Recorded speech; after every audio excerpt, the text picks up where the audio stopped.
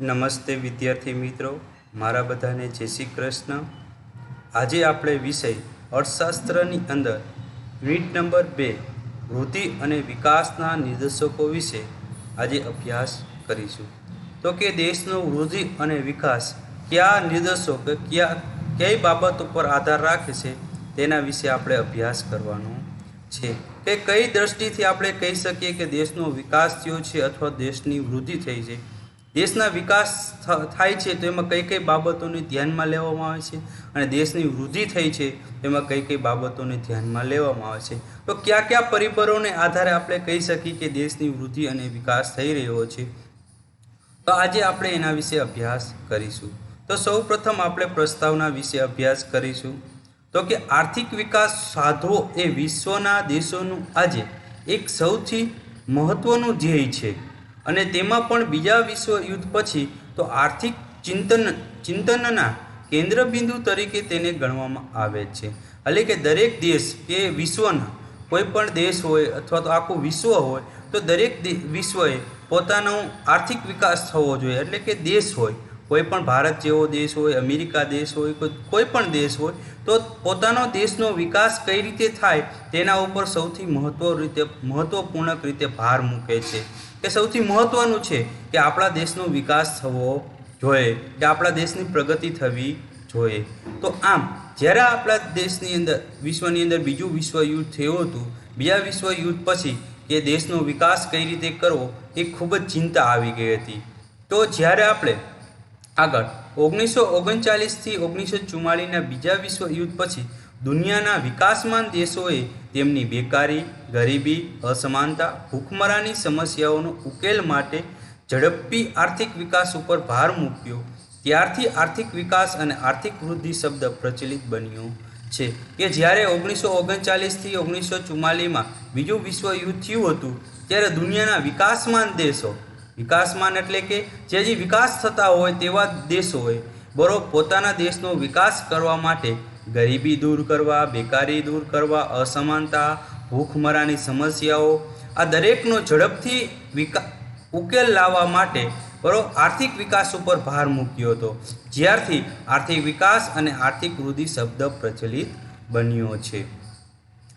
વિકાસમાન દેશોએ આર્થિક વિકાસ દ્વારા વિકસિત દેશોની સરખામણીમાં માથાદીઠ આવકનો તફાવત ઘટાડવાનું અને જીવન ધોરણ ઊંચું લઈ જવાનું નક્કી કર્યું. ત્યારબાદ આવા દેશોમાં આર્થિક વિકાસ માટેની જાગૃતતા આવી છે. એટલે કે વિકાસમાન દેશો એટલે કે જે વિકાસ થતા હોય એવા દેશો વિકસિત દેશોની સરખામણી કે જે વિકસિત થઈ ગયા હોય, મીન્સ કે અમેરિકા જેવો દેશ રહ્યો તો એ વિકસિત થઈ ગયો છે, બરાબર, ભારત જેવો દેશ રહ્યો એ વિકાસ થાય છે, એટલે કે વિકાસમાન દેશ છે.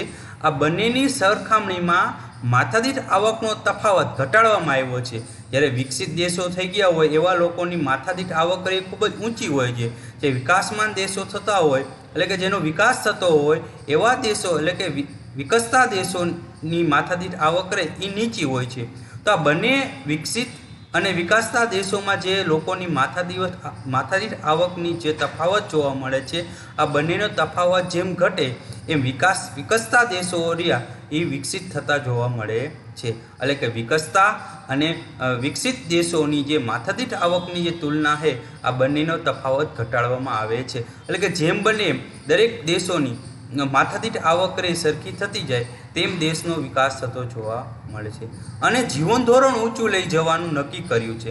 એટલે કે લોકોનું જીવન ધોરણ રહ્યું એ ઊંચું લઈ જવાનું છે, કે જેની સારી બધી ફેસિલિટી, સુવિધાઓ, પીવાલાયક શુદ્ધ પાણી, ચોખ્ખો ખોરાક, ગટરની સુવિધાઓ, શિક્ષણ ક્ષેત્રે આ દરેક વસ્તુ એને પૂરતા પ્રમાણમાં મળી રહે તો એનું જીવન ધોરણ પોતે ઊંચું લાવી શકે છે. તો આમ ઊંચું જીવન ધોરણ લઈ જવાનું નક્કી પણ કર્યું છે.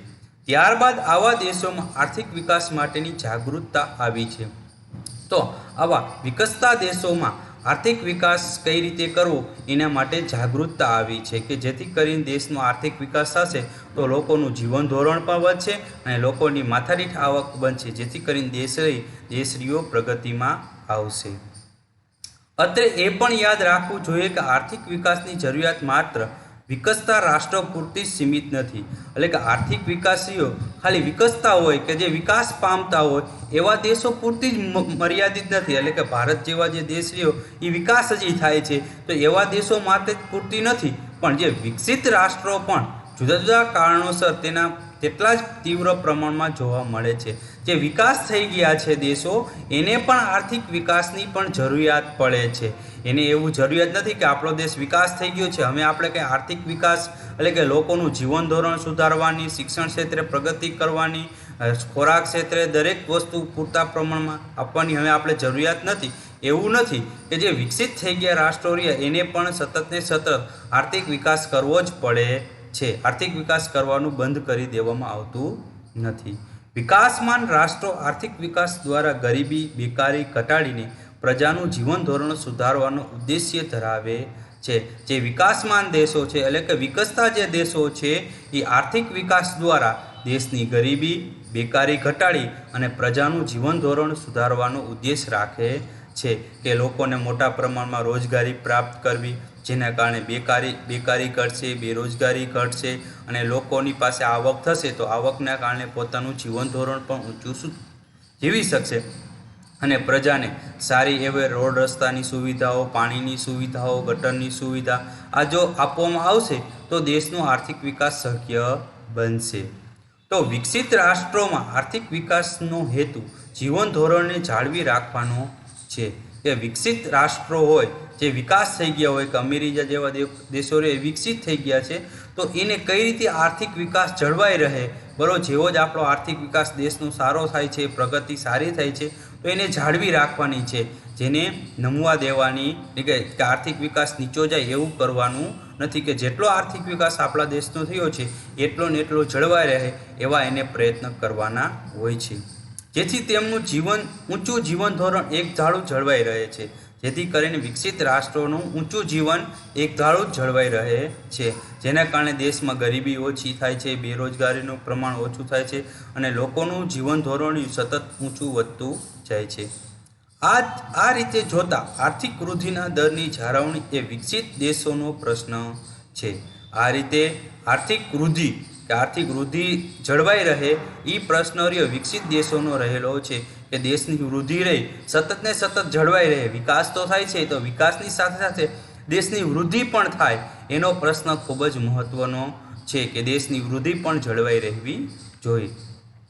જ્યારે ઝડપી આર્થિક વિકાસ એ વિકાસમાન દેશોની પ્રથમ આવશ્યક જરૂરિયાત છે. જ્યારે ઝડપી આર્થિક વિકાસ એ વિકાસમાન દેશોની પ્રથમ આવશ્યક જરૂરિયાત છે.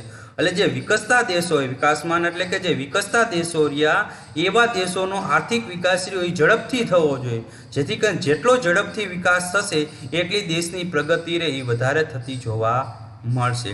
તો આમ વિકસતા જતા વિકાસમાન દેશોની પ્રગતિ રહે, આર્થિક વિકાસ રહ્યો ઝડપથી થવો જોઈએ. જેથી કરીને લોકોનું જીવન ધોરણ ઝડપથી થાય, ધંધા ઉદ્યોગોનો વિકાસ થાય અને એને કારણે લોકોની સમસ્યાઓ દૂર થાય. તો સામાન્ય રીતે વિકાસ, ઇકોનોમિક્સ ડેવલપમેન્ટ અને આર્થિક વૃદ્ધિ, ઇકોનોમિક્સ ગ્રોથ બંને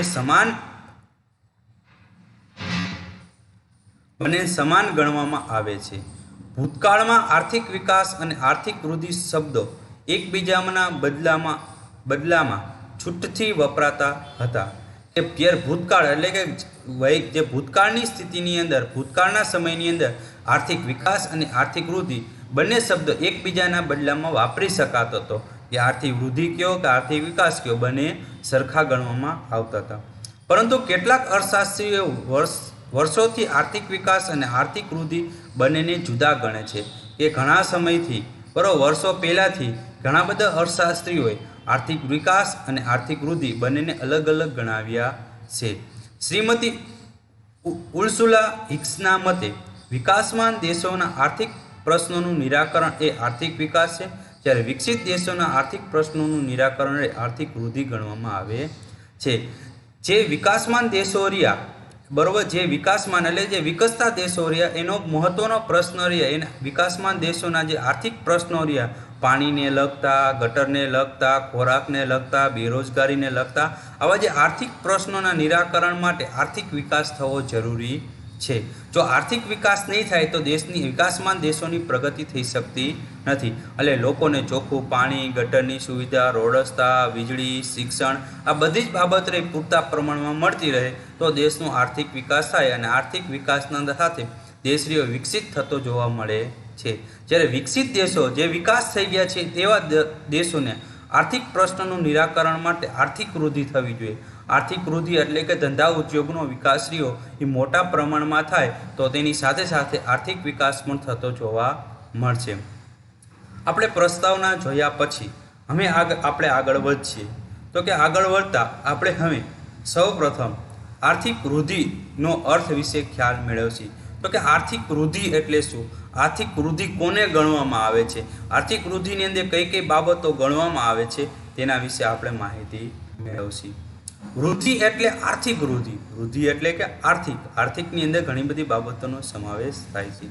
આર્થિક વૃદ્ધિને સમયના લાંબા ગાળા દરમિયાન અર્થતંત્રમાં ચીજવસ્તુઓના કુલ ઉત્પાદનમાં થતા વધારા સાથે સંબંધ ધરાવે છે। એટલે કે આર્થિક વૃદ્ધિનો સમય લાંબા ગાળાને ધ્યાનમાં લે છે અને લાંબા ગાળાને જે ધ્યાનમાં રહે છે તે દેશની અંદર કેટલી વસ્તુનું ઉત્પાદન થાય છે, કેટલી ચીજવસ્તુનું ઉત્પાદન થાય છે, આ દરેક દેશમાં જેટલી પણ વસ્તુનું ઉત્પાદન થાય છે એ ઉત્પાદન સાથે સંબંધ ધરાવે છે। એટલે કે ધંધા ઉદ્યોગો સાથે તેનો સંબંધ રહે છે।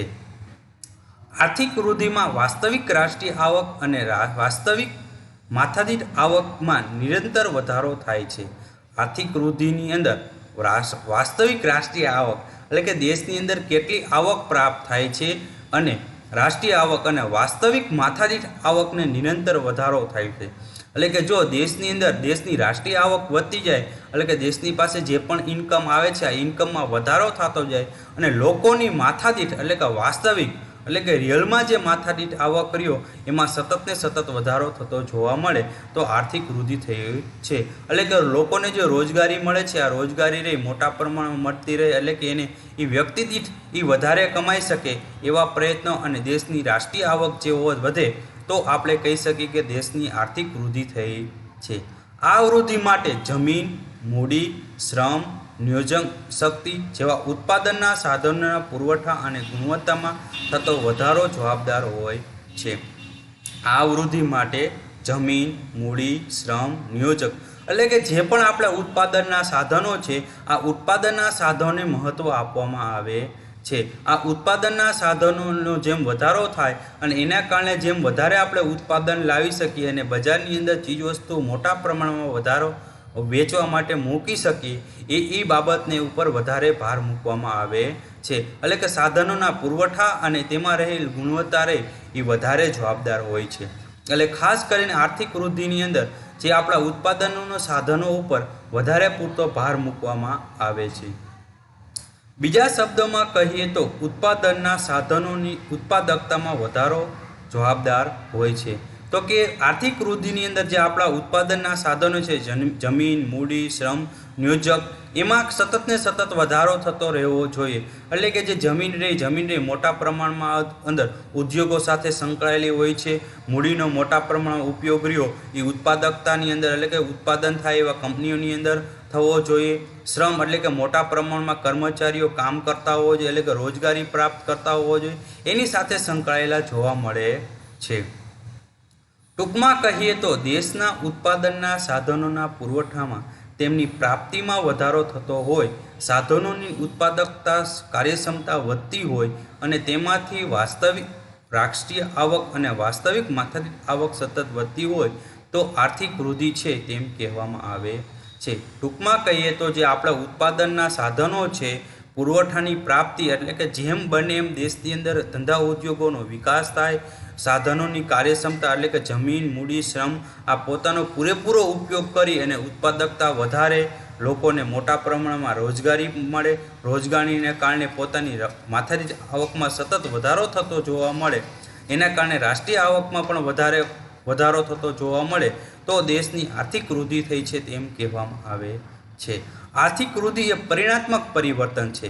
આર્થિક વૃદ્ધિ એ પરિણાત્મક પરિવર્તન છે। તો કે પરિણાત્મક એટલે કે અંતે તે છેલ્લે આંકડાઓને ધ્યાનમાં રહે છે કે છેલ્લે પરિણામ શું આવ્યું એને જ જોવામાં આવે છે, કઈ રીતે પરિણામ પ્રાપ્ત થયું છે એ જોવામાં મળતું નથી। એક્ઝામ્પલ તરીકે આપણે નક્કી કર્યું હોય કે કંપનીની અંદર કે ભાઈ આવતા વર્ષે 2 કરોડનો નફો કમાવો છે, તો આપણે જે 2 કરોડનો નફો મળ્યો છે એ પરિણાત્મક બાબત છે કે 2 કરોડનો નફો આપણે થઈ ગયો છે, પણ કયા બાબતને કારણે 2 કરોડનો નફો થયો એ બાબત જોવામાં મળતી નથી। તો આમ પરિણાત્મક પરિવર્તનો છે। આર્થિક વૃદ્ધિ એ વધુ ઉત્પાદન, કાચી રાષ્ટ્રીય પેદાશના દર વર્ષે થતા વધારો દર્શાવે છે કે આર્થિક વૃદ્ધિ રે એ વધુ ઉત્પાદન મેળવે છે। વધુ ઉત્પાદનને કારણે કાચી રાષ્ટ્રીય પેદાશમાં દર વર્ષે થતો વધારો દર્શાવે છે કે જેમ દેશમાં ઉત્પાદનનું પ્રમાણ એટલે કે ધંધા ઉદ્યોગનું પ્રમાણ વધતું જશે એમ દેશની કાચી રાષ્ટ્રીય આવકમાં દર વર્ષે વધારો થાય છે તે દર્શાવે છે કે જેના દ્વારા દેશની આર્થિક સ્થિતિનું ચિત્ર રજૂ થાય છે અને દુનિયાના 2 દેશો વચ્ચેની આર્થિક સરખામણી મૂલ્યમાં કરવામાં પણ તે ઉપયોગી સાબિત થાય છે।